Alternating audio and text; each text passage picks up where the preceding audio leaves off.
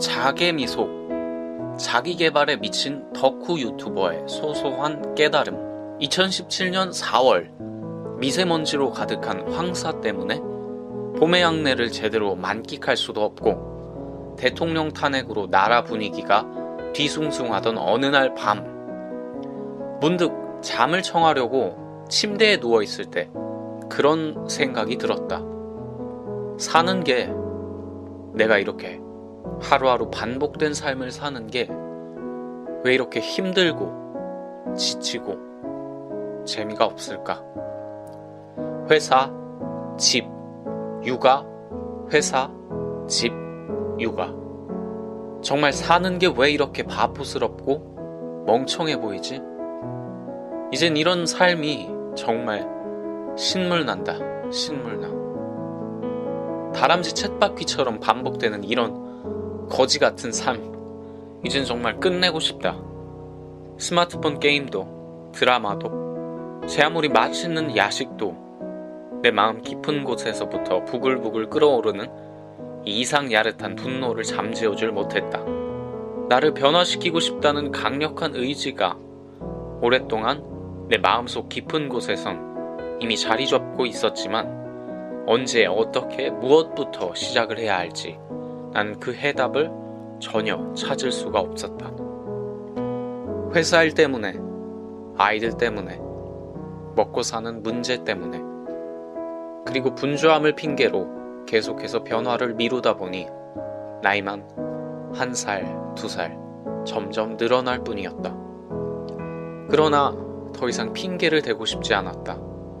더 이상 현실의 벽 앞에서 회피하고 도망다니기만을 되풀이하고 싶지 않았다.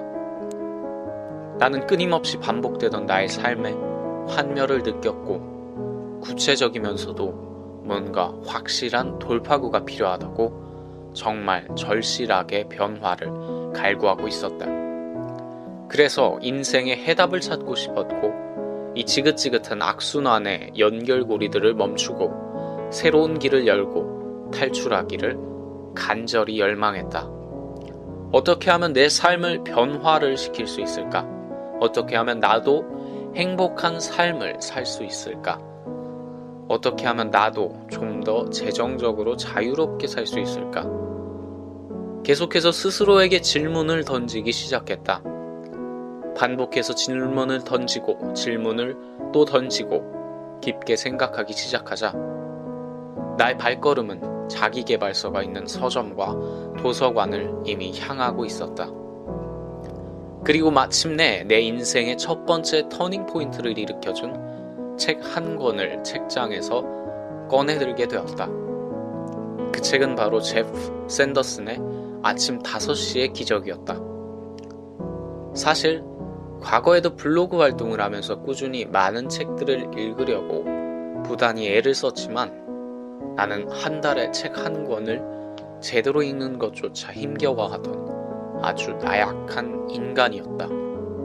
현실 불만족이라는 감정은 탈출구를 찾게끔 나를 인도해 주었고 2017년 4월부터 나는 정말 제대로 된 자기계발서 덕후질을 시작하게 되었다. 어떻게 해서 나의 멘탈이 그렇게 강화됐는지 정확하게 기억나지는 않지만 반복되던 삶에 깊은 환멸을 느꼈고 스트레스 지수가 거의 극강에 도달했던 것이 아마 이 시기였던 것으로 나는 기억된다. 아침 5시의 기적을 읽고 나서 나약한 내가 정말 불가능이라고 생각했던 새벽을 깨우기 시작했다. 그리고 나서 또 다른 자기계발서인 할 엘로드의 미라클 모닝을 읽으면서 나는 새벽을 깨우는 삶이 인생에 기적을 일으킬 수 있다고 재차 확신하기 시작했다. 회사에서 차로 20분 정도 걸리는 도서관까지 황금 같은 점심시간을 희생하면서도 나를 변화시켜줄 책을 빌리기 위해서 2주마다 한 번씩 그곳을 방문하기 시작했다. 또한 집 근처 도서관에서 최대 대출량을 꽉꽉 채워가며 눈에 띄는 자기계발서들을 모조리 빌려오기 시작했다. 도서관에서 빌린 책을 읽다가 마음에 드는 작가를 발견하게 되면 인터넷으로 돈을 아끼지 않고 책을 여러 권 주문하기도 했고, 자기계발서를 읽을 때마다 성공 원리를 알아내기 위해서 밤낮으로 몸부림치기 시작했다. 성공한 사람과 나는 도대체 무엇이 다를까? 그들에게는 있고 나에게는 없는 것이 무엇인가? 이 질문은 내가 책을 펼칠 때마다 절대 빠뜨리지 않는 의식과 같은 질문이었다. 이런 질문 패턴은 책의 본질을 파헤치는데 항상 큰 도움을 가져다 주었다. 그러나 자기계발서들을 많이 읽기 시작한 전과 후, 내 삶의 패턴은 그다지 달라진 것이 없었다. 나는 여전히 똑같은 회사에서 일하고 있고, 예전과 다름없이 힘든 육아에 지쳐있고, 여전히 돈 문제로 깊은 고민에 빠져있다. 그러나 단 하나 확실히 달라진 것이 있다면 나는 자기계발서에 미친 덕후가 된 것이다. 그리고 그 덕후질에 완전히 몰입하기 시작했다는 것이다. 책을 한두 권씩 독파해 나갈 때마다 나의 편협한 생각 프레임이 부서지기 시작했으며, 나도 수많은 베스트셀러 작가들처럼 뭔가를 할 수 있다는 믿음이 생겨나기 시작했다. 강력한 욕구는 내 마음 깊은 곳에서부터 계속해서 점점 더 커지기 시작했다. 그래서 2017년 6월 6일 나는 자기계발 유튜브 채널 자기애원을 만들고, 책을 읽고 느꼈던 것을 토대로 책 리뷰 영상을 하나, 둘 제작하기 시작했다.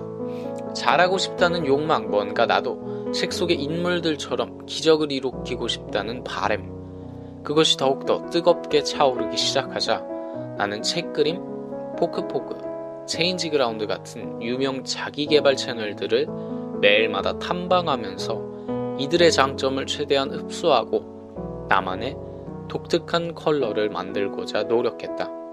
시간을 쪼개어가며 편집 프로그램을 하나 둘씩 공부하기 시작했고, 자기계발서를 읽고 느낀 것을 토대로 A4지를 꽉꽉 채워가며 날마다 글을 써내려갔다. 사실 나는 여전히 유튜브로 돈 한 푼조차 벌지 못하는 영세 유튜버다. 1년 동안 이 채널을 운영하면서 매달 빠져나가는 편집 프로그램 사용료와 각종 기타 비용들을 합치면 매우 과도하게 낭비적인 취미생활을 하고 있다고 해도 과언이 아니다. 그러나 나는 자기계발서 덕후가 되는 것을 절대 후회하지 않는다. 앞으로 몇 년 동안 자기계발 영상을 만들며 유튜브로 돈 한 푼조차 제대로 만져보지 못한다고 할지라도 여기서 멈추지 않을 것이다. 무엇인가 가치 있는 것을 만들고 사람들에게 도움을 줄 수 있다는 것, 무엇인가 의미 있는 일을 지금 내가 하고 있다는 것, 그것 자체가 나에게는 정말 설레이고 가슴 뛰는 일이라는 것을 지금 온몸으로 느끼고 있다. 나는 지금부터 또 다른 도전을 시작해보려고 한다. 자기계발에 미친 덕후 유튜버의 소소한 깨달음, 자개 미소.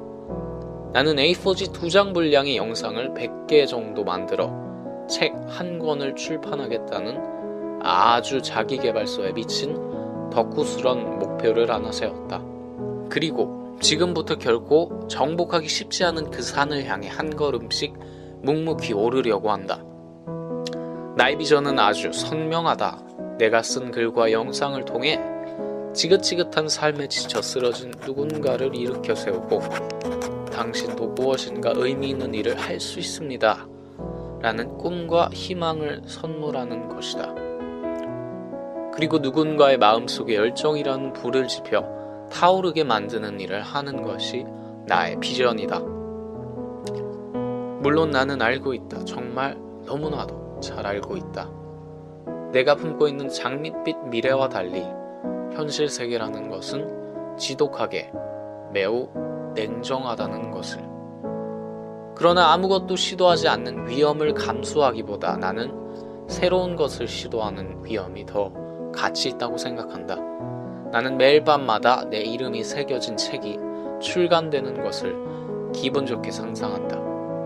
그리고 타인의 비난과 두려움, 현실적으로 불가능할 것이라는 감정적인 외침들에 시선을 빼앗기지 않으려고 항상 노력하고 있다. 지금 내가 할 수 있는 최선의 길은 100개의 영상을 만들겠다는 그 뚜렷한 목표를 향해 온전히 나의 힘을 집중시키는 것이다. 내가 읽었던 대부분의 자기계발서들은 한결같이 지금 내가 간절히 원하고 꿈꾸는 것을 시작하라고 말했다. 나는 정말 자기계발서에 미쳐있는 덕후다. 내가 만들어갈 이 책은 실제 성공자가 아닌 가장 덕후다운 관점의 자기계발서가 될지도 모르며 어쩌면 정말 쓸모없는 종이 조각이 될지도 모른다. 그러나 모든 위대한 인물들은 지극히 초라한 다락방과 지하방에서 자신의 꿈과 소망을 오랜 시간 갈고 닦았다. 나는 행동하는 것에는 힘이 있고 그 힘은 기적을 일으킨다고 굳게 믿는다. 언젠가 먼 미래에 내가 이 글을 다시 마주했을 때 나의 이 생각이 틀리지 않았음이 꼭 증명되기를 바란다. 인생의 위대한 목표는 지식이 아니라 행동이다. 토마스 헨리 헉슬리.